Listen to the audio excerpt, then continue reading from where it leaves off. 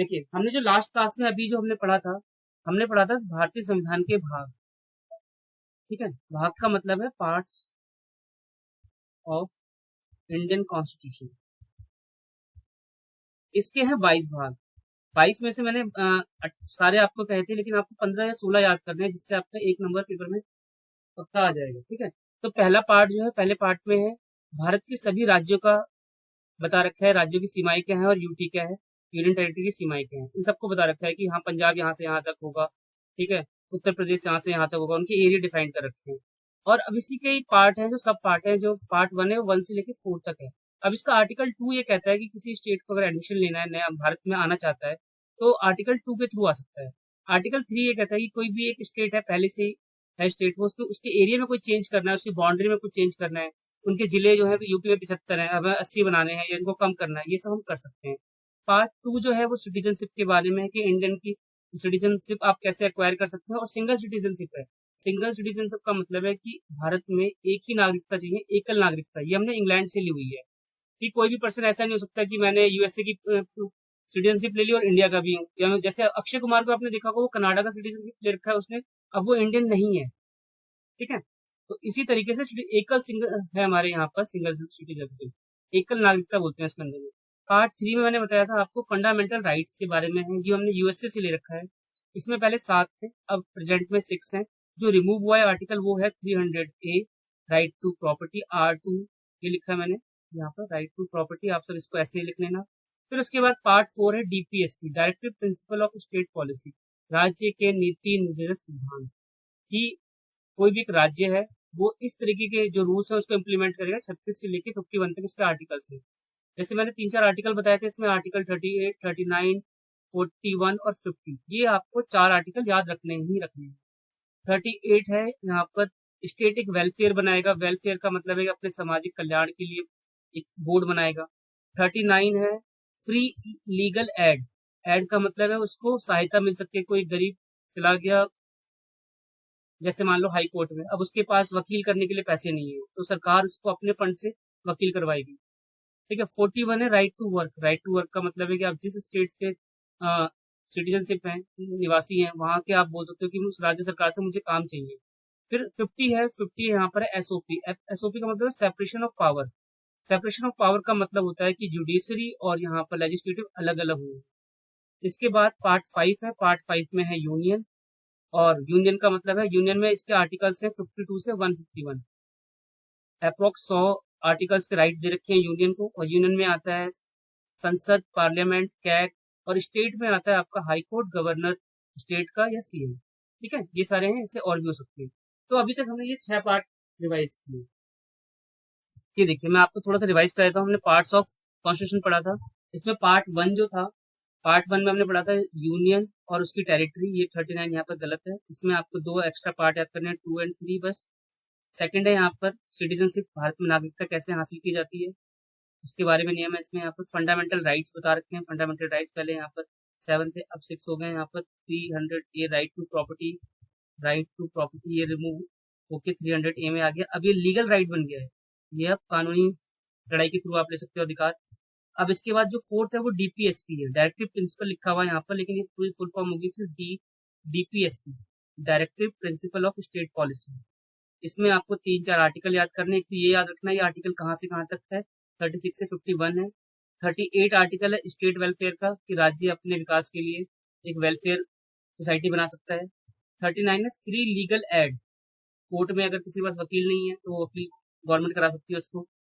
41 है right to work, और 50 है यहाँ पर एसओपी। एसओपी का मतलब है सेपरेशन ऑफ पावर, कि सरकार जो है लेजिस्लेटिव को और जुडिशरी को, दोनों को अलग अलग रखेगी, इन दोनों में कोई भी रिलेशन नहीं होगा। इसके बाद पार्ट 4A है फंडामेंटल ड्यूटीज। फंडामेंटल ड्यूटीज के बारे में आप सब में से कोई अगर ऐड करना चाहता हो तो मुझे एक करके बताइए जरा, बोलिए। 4A है आपका पेपर में आता है कि कौन से उसमें आर्टिकल में है, तो 4A है आपका 51A, आपको ये याद रखना है 51A, ये सबको याद रखना है। 51 तक यहाँ पर है, इसमें एक सब पार्ट जोड़ा गया। फंडामेंटल ड्यूटीज जो है ये पहले नहीं थी, इसको स्वर्ण कमेटी लेके आई थी। ठीक है, वो मैं आपको आगे डिटेल में बताऊंगा। 42 अमेंडमेंट था, 42वां संशोधन था। अब तक हमारे इंडिया में जो संविधान में 106 संशोधन हो चुके हैं। जो ये संशोधन है 106 जो है ये हुआ है कि 33% सीटें लोकसभा में और राज्यसभा में जितने भी इलेक्शन होते हैं, जहां भी इलेक्शन होते हैं उसमें उनकी सीटें रिजर्व होंगी। ठीक है, ये याद रखना है आपको। अभी तक 106 अमेंडमेंट हो चुके हैं। तो ये 42 अमेंडमेंट था, पीवी नरसिम्हा राव की सरकार थी उस समय। 1976 में यहाँ पर अमेंडमेंट होता है। पहले 10 थे, फिर अब ये 11 हो गए। 11 जो जोड़ा गया, ये जोड़ा गया कि 6 से लेकर 14 साल तक के बच्चों को फ्री एजुकेशन मिलेगा, RTE, राइट टू एजुकेशन। ठीक है, और ये लाया कब गया था? सन 2002 में। तो यहाँ तक आप सबको बिल्कुल पार्ट सारे याद होने चाहिए इसी तरीके से, जिस तरीके से मैं बता रहा हूँ आपको। इसमें आप चाहे और ऐड कर सकते हैं, लेकिन एटलीस्ट इतना तो याद रखना ही है आपको। ठीक है, इसके बाद यहाँ पर मैं बताया पार्ट 5। पार्ट 5 में है यहाँ पर यूनियन। यूनियन को आर्टिकल्स मिले हैं यहाँ पर 52 से 151 तक। तो यूनियन में क्या आता है यहाँ पर? The union, executive, parliament, president, legislative power और CAG, union judiciary, supreme court भी इसी में आता है यूनियन में। ठीक है, इसी तरीके से जिस तरीके से केंद्र सरकार के पास अपनी सारी चीजें हैं, उसी तरीके से राज्य सरकार के पास, अगर केंद्र के पास सुप्रीम कोर्ट है, ठीक है, तो यहाँ पर हाई कोर्ट है। ठीक है, इनके पास अपना यहाँ पर है लोकसभा है, तो इनकी विधानसभा होती है। ठीक है, लेजिस्लेटिव असेंबली बोलते हैं उसको। ये दो प्रकार की होती है, बाद में डिस्कस करेंगे। ठीक है, तो ये आपको याद रखना है। पार्ट 5 है पूरा यूनियन के बारे में, पार्ट 6 है स्टेट के बारे में। जब इन दोनों को ऐड करते हैं तो ये आता है 11, और 11 में दे रखा है relationship between state and union. ये मैंने आप सबको यहाँ तक बताया था, पार्ट 6। ठीक है, ये आपको याद रखना है। 11 जो है वो डिलीटेड है, बिल्कुल सही आंसर है।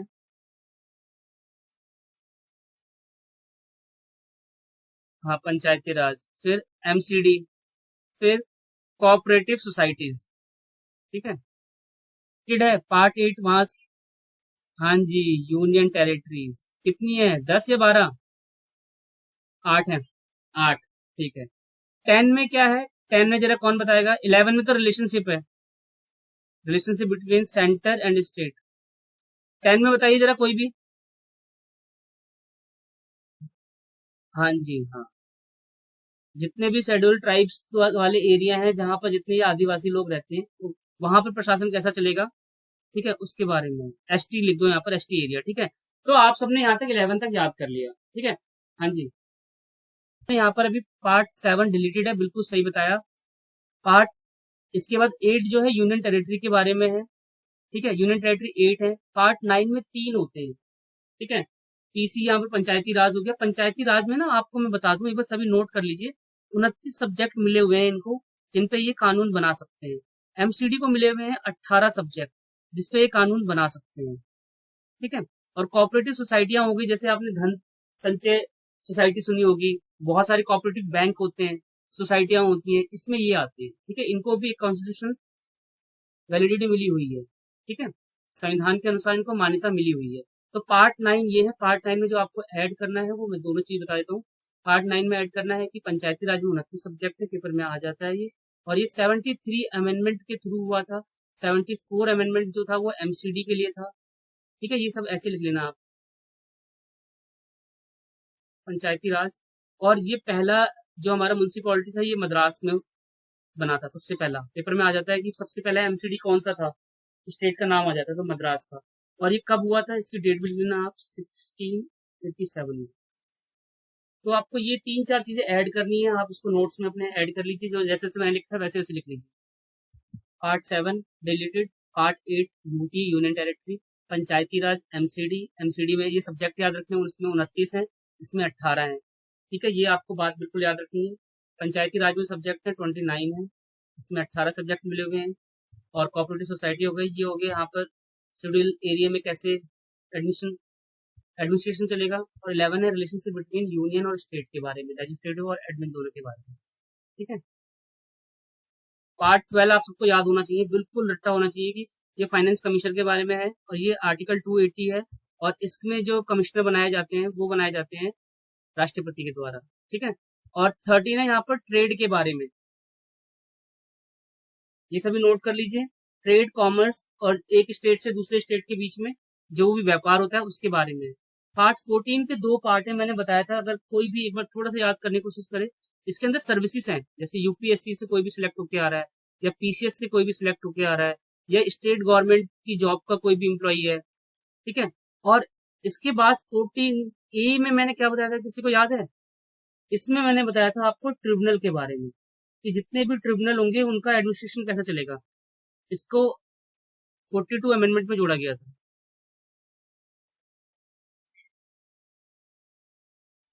ट्रिब्यूनल एक, जैसे आपने देखा होगा कि जैसे आप चंडीगढ़ गए हो, अभी चंडीगढ़ में इनका एक एरिया होता है, चाहे आर्मी वालों का हो, ठीक है। तो इनके जितने भी रूल एंड रेगुलेशन होते हैं वो एक ऐसे सिविल, जैसे हमारे जो हम सिविल वाले पर्सन है और उनके अलग होते हैं रूल्स। तो ट्रिब्यूनल उनको बोलते हैं कि एक, आपने बोर्ड भी देखा होगा, कौन सा बोर्ड होता है? ट्रिब हाँ जी, कैंट बोर्ड।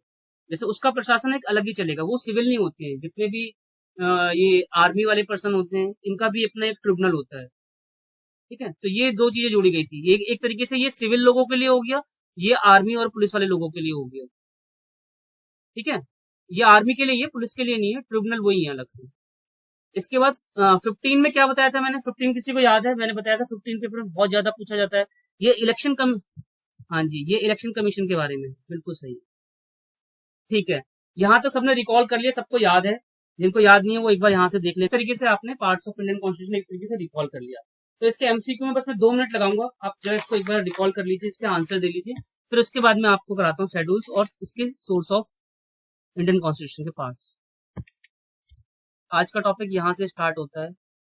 जब हमारा इंडियन कॉन्स्टिट्यूशन बना था उसमें 22 पार्ट्स थे, 395 आर्टिकल्स थे, और हिंदी में इस टर्म को बोलते हैं अनुसूचियां, शेड्यूल्स को बोलते हैं अनुसूचियां। तो उस समय जितनी भी अनुसूचियां थी वो थी 8। पेपर में सवाल आता है तो आपको 8 बताना, ठीक है। मूल रूप से ये लिखा हुआ 1949 में 8 अनुसूचियां थी, अब कितनी है? 12 है। और ये कब जोड़ी गई थी?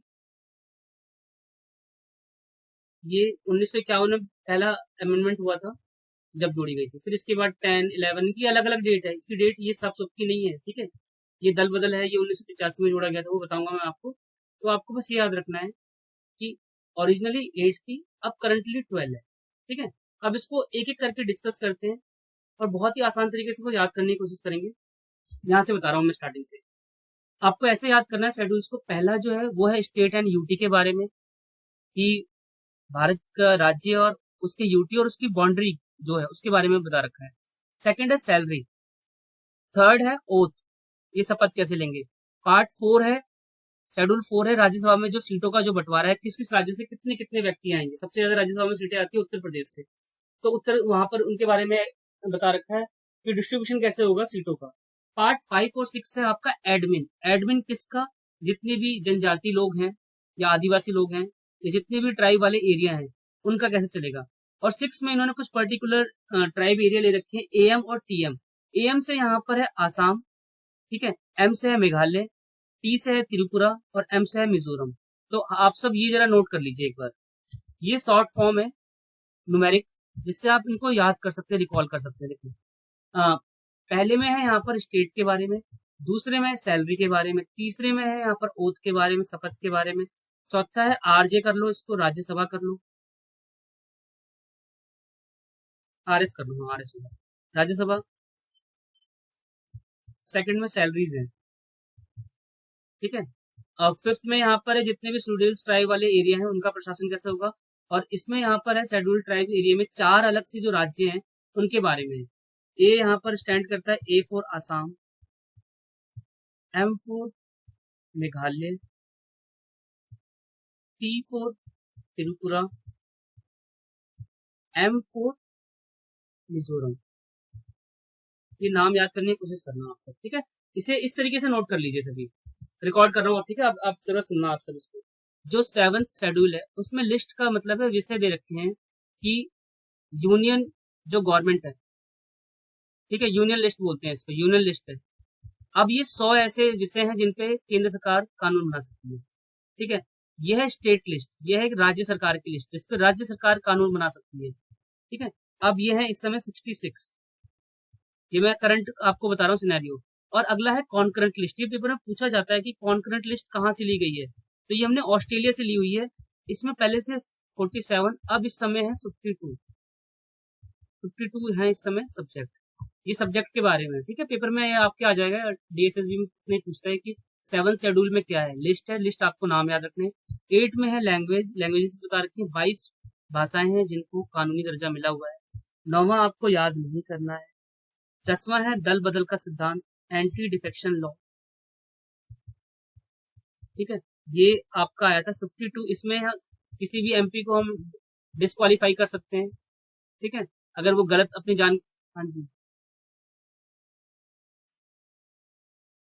नहीं नहीं नहीं, ये मैम अलग है। ये डिफेक्शन लॉ ये है कि आपने जैसे हाँ, क्या आपने उसमें शपथ पत्र में आपने कुछ अलग लिखा और अलग कुछ पाया गया, तो ये यहाँ से सुप्रीम कोर्ट चले जाएंगे, फिर सुप्रीम कोर्ट क्या करेगी, यहाँ पर इनको हटा देगी। आपने राहुल गांधी को अभी देखा होगा, ये पहले राज्य सरकार यहाँ से हटा देती है इसको, फिर वो कोर्ट चला गया था सुप्रीम कोर्ट कि हाँ ये इन्होंने गलत डिसीजन लिया है, फिर दोबारा से जीत के आया था वो, ठीक है। तो एंटी डिफेक्शन लॉ है कि ये डिस्क्वालिफिकेशन कर सकते हैं एमपीज का, एमएलए का, कुछ ग्राउंड होते हैं उनके बारे में है यहाँ पर सभी। जो हमने 12 अनुसूचियां पढ़ी हैं, ये हिंदी में है अभी, इसके बाद ये बाइलिंगुअल कर रखा है मैंने, इंग्लिश में भी आएगा। पहली सूची में क्या बताया था मैंने, पहला यहाँ शेड्यूल है यहाँ पर, कि यहाँ पर इन्होंने बता रखा है कि राज्य और केंद्र जितने प्रदेश हैं उनकी सूचियां यहाँ पर कौन कौन से हैं, 1 2 3 सबके नंबर, नाम, उनकी बाउंड्रियां, ठीक है, कहाँ से कहाँ तक लगती हैं, कितनी सीमाएं हैं, उनके बारे में। दूसरा बता रखा है यहाँ पर देखो, राज्य और विधानसभाओं के सदस्यों का वेतन और भत्ते के बारे में बता रखा है, उनको सैलरीज कैसे मिलेंगी। मैंने सैलरी बताया था ना आपको, सैलरी। थर्ड मैंने बताया था आपको ओथ, आपको याद होगा, ओथ में यहाँ पर लिखा हुआ है कि संसद और राज्य विधानसभाओं के सदस्यों के यहाँ पर शपथ कैसे लेंगे वो, ठीक है। यहाँ 2-4 मेंबर लिखे, लेकिन यहाँ पर आपको पेपर में इतना लिखाएगा कि थर्ड जो है किससे रिलेटेड है, शपथ से रिलेटेड है, किससे रिलेटेड है। और चौथा मैंने बताया था कि यहाँ पर डिस्ट्रीब्यूशन ऑफ जो राज्यसभा की जो सीटें उनका विभाजन होगा यहाँ पर। 5वां यहाँ पर बताया था अनुसूचित क्षेत्र और अनुसूचित जनजातियों का प्रशासन, एसए और एसटी। 6ठे में बताया था मैंने एएम और टीएम। 7वें में मैंने बताया था यहाँ पर सब लिस्टें हैं, यहाँ पर देखो उन्होंने हिंदी में ऐसे लिखा हुआ है, केंद्र और राज्य की शक्तियों का बंटवारा। तो ये शक्तियों का बंटवारा होता है लिस्ट के according, union list, state list और कॉन्करेंट लिस्ट, ठीक है, पहले यहाँ पर। अब 8वें में यहाँ पर लैंग्वेज है, भारतीय को मान्यताएं जितनी है 22 भाषाएं हैं। 9वां यहाँ पर है भूमि सुचार से उससे रिलेटेड कानून है। 9वां है यहाँ, 10वां है 10 बदल का, 11th है आपका पंचायती राज, और 12वां है यहाँ पर एमसीडी। तो इस तरीके से ये अनुसूचियां हैं, आप इसको हिंदी में याद करना चाहें हिंदी में याद कर लीजिए, इंग्लिश में याद करना चाहें इंग्लिश में याद कर लीजिए। पेपर में इसमें एक सवाल पक्का इसका आता ही आता है, ठीक है। ये करने के बाद अब उसको डिटेल में देख लेते हैं एक बार, ठीक है। हाँ जी, ये देखिए जो पहला है यहाँ पर, पहला शेड्यूल क्या है यहाँ पर, आर्टिकल 1 से लेकर 4 तक के इसके अंदर बता रखा है। ये आपको इतना नहीं पढ़ना, ये जितने ये सारे पीसीसी लेवल के हैं ये आपको ये नहीं पढ़ना, बस आपको पहला ये पढ़ना है कि यहाँ पर क्या है, स्टेट और यूनियन टेरिटरी है और उसकी जितनी भी जुडिशियल एरिया है उसके बारे में डिफाइन कर रखा है। और इसमें बता रखा है अलाउंस कितने होंगे, उनके प्रिविलेज क्या मिलेगी उनको उनकी पोस्ट के अकॉर्डिंग, जैसे प्रेसिडेंट हो गया, गवर्नर हो गया, जज हो गया, ठीक है, हाई कोर्ट के जजेस हो गए, इनको प्रिविलेज मिलेगी। स्टार वाली इनकी गाड़ियां होती हैं, आपने देखा होगा, इनको इनके पद के अनुसार इनको सुविधाएं मिलती है सारी, इनके बारे में बता रखा है। तो पार्ट 2 आपको यहाँ पर सैलरीज, अलाउंस, इन सबसे याद रखना है। पार्ट 3 मैंने बताया था यहाँ पर ये शपथ कैसे लेंगे, यहाँ पर यूनियन मिनिस्टर, एमपी, जजेस। अब देखो यहाँ पर इसने एक्स्ट्रा ऐड कर रखा है, और क्योंकि वहां जगह कम थी, जजेस सुप्रीम कोर्ट के, हाई कोर्ट के, कैग के, वो शपथ कैसे लेंगे ये इसके बारे में पार्ट 3 में। तो 1 2 3 हमने ऐसे याद कर लिया, 1 2 3। पहला यहाँ पर है स्टेट और यूनियन टेरिटरी के पूरे एरिया के बारे में बताएगा, दूसरा बताएगा सैलरी के बारे में, तीसरा बताएगा ओथ के बारे में, चौथा बताएगा राज्य सभा की सीटों के बारे में। मैंने बताया था सीटों का बंटवारा है राज्यसभा की, ठीक है। ये आपको आर्टिकल से याद नहीं रखना, ये तो बस लिख दिए थे मैंने, आप ऐड करना चाहो तो ऐड कर लेना, इसको याद करना, जो पीसीएस लेवल की तैयारी कर रहा है वो उसको ऐड कर लेना। पार्ट 5 जो है, पार्ट 5 में मैंने बताया था कि वहाँ का एडमिनिस्ट्रेशन और कंट्रोलिंग कैसी होगी, किस पर, शेड्यूल एरिया और जितने भी ये शेड्यूल ट्राइब वाले एरिया है वहां पर कंट्रोलिंग कैसे होगी, वहां पर डीएम का क्या रोल होगा, वहां पर पंचायत का क्या रोल होगा, इनके बीच बारे में बता रखा है, ठीक है। हाँ, लोकल जो है लॉ है वो नहीं लगते, इनका अलग ही तरीका का एडमिन है। पार्ट 6 में मैंने बताया था एएम और टीएम आपको याद रखना है, इनका प्रशासन कैसे चलेगा। यहाँ पर एएम हो गया असम, मिजोरम, ठीक है, त्रिपुरा और मेघालय, ये नाम याद रखने हैं आपको। देखिए 7 में मैंने बताया था, यहाँ पर इसको अपडेट कर लेना आप, पहले ये 98 नहीं है, अब यहाँ पर 100 है, मैंने अभी गूगल किया था, 100 इस समय लेटेस्ट है। और यहाँ के जो सब्जेक्ट हैं स्टेट के अब है 66, ठीक है, और ये ठीक है 52 है कॉन्करेंट लिस्ट में। ये लिस्ट की अब समय लेटेस्ट अपडेट है। 8th में दे रखा है कि लैंग्वेज 22 लैंग्वेज को मान्यता प्राप्त है। इसके आर्टिकल पेपर में आ जाता है, टीसीएस में आता है कि कौन सा आर्टिकल है ये। और 9 में यहाँ पर फर्स्ट अमेंडमेंट हुआ था, इसके अंदर भूमि सुधार से रिलेटेड कानून बनाया गया था, ठीक है। 9 यहाँ तक आपको याद रखना है। 10 में बता रखा है यहाँ पर एंटी डिफेक्शन लॉ कि किसी भी एमपी को एमएलए को डिस्क्वालीफाई कैसे किया जाएगा, ठीक है। डिस्क्वालिफिकेशन बता रखी है उसकी, ठीक है, किस किस ग्राउंड पे होता है उन सबकी डिटेल बता रखी है यहाँ पर। 73 अमेंडमेंट यहाँ पर देखो ये रहा, पेपर में ये क्वेश्चन आता है यहाँ पर कि कौन से आर्टिकल के थ्रू पंचायती राज को पावर मिली हुई है। 29 सब्जेक्ट हैं इसके, और यहाँ पर एमसीडी को दे रखे हैं 18 सब्जेक्ट की पावर दे रखी है। पावर है, अथॉरिटी है, रिस्पॉन्सिबिलिटी है किसकी, एमसीडीज की। इसी तरीके से पंचायती राज को पावर भी दे रखी है, अथॉरिटी भी दे रखी है, कुछ जिम्मेवारियां भी दे रखी है। सब्जेक्ट है 29, ठीक है। और आप इसमें एक डेट और नोट कर लीजिए, 24 अप्रैल 1993 से ये इम्प्लीमेंट हुआ था, लागू हुआ था। पहला बताई दिया था मैंने स्टेट 3 टायर बलवंत राय मेहता, ठीक है, उन्होंने रिकमेंडेशन दी थी। तो ये इस तरीके से आपको ये सारे के 12 शेड्यूल याद कर रहा हूँ मैं। अब हम जो पढ़ेंगे इसमें सोर्सेस ऑफ अवर कॉन्स्टिट्यूशन, जो भारतीय संविधान के स्रोत हैं। जब भारतीय संविधान 26 नवंबर 1949 में बन के आया तो हमने बहुत सारी चीजें अलग अलग जो अच्छा हमें लगा जिन देशों का, हमने वहां से उसको ले लिया, ठीक है। लेकिन पेपर में क्वेश्चन आता है कि Goa government of India act, ये जो हमारा संविधान था इसमें 60% हमने सेम बातें इसकी अपने भारतीय संविधान में डाली, 40% एक तरीके से देखा जाए हमने अदर कंट्री से लिया है। ये आप सबको थोड़ा याद रखना, जो मैंने ये बात बताई है। 60% कहाँ से आया, ये क्वेश्चन भी पेपर में आता है कि ऑलमोस्ट हमने अपना इंडियन कॉन्स्टिट्यूशन कहाँ से लिया है, तो गवर्नमेंट ऑफ इंडिया से लिया है। अब यहाँ से हमने लिया क्या क्या है, ये 3-4 पार्ट है, आपको याद करने की कोशिश करना, अगर याद कर सके तो, ठीक है। फेडरल स्कीम, फेडरल का मतलब होता है केंद्र, संघीय सरकार, ठीक है, इसके बारे में बाद में डिटेल में बताऊंगा आपको। ऑफिस ऑफ गवर्नर, जुडिशरी, जितनी भी पब्लिक कमीशन सर्विसेज हैं, इमरजेंसी की प्रोविजन और एडमिनिस्ट्रेशन कैसे चलेगा उसके बारे में। ये हमने लिया है किससे, ये हमने लिया है भारतीय एक्ट 1935 से, ठीक है। ये अभी आप याद करना, हो जाएंगे याद।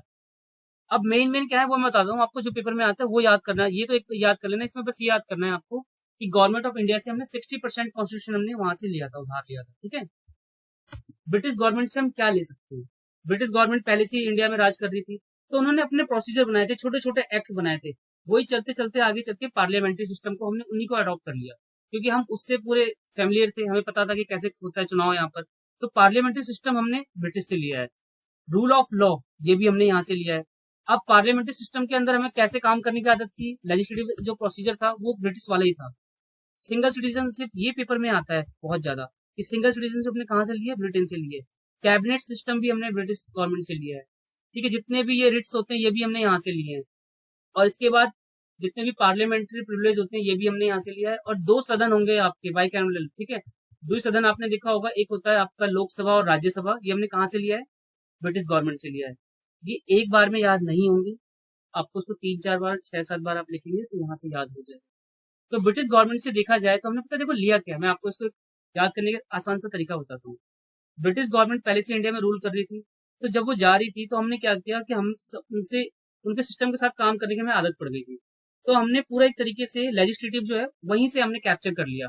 तो आप इसमें अगर देखेंगे लेजिस्लेटिव की अगर मैं बात करूँ, कानून व्यवस्था की बात करूँ, तो देखो कौन कौन सा इसमें आता है।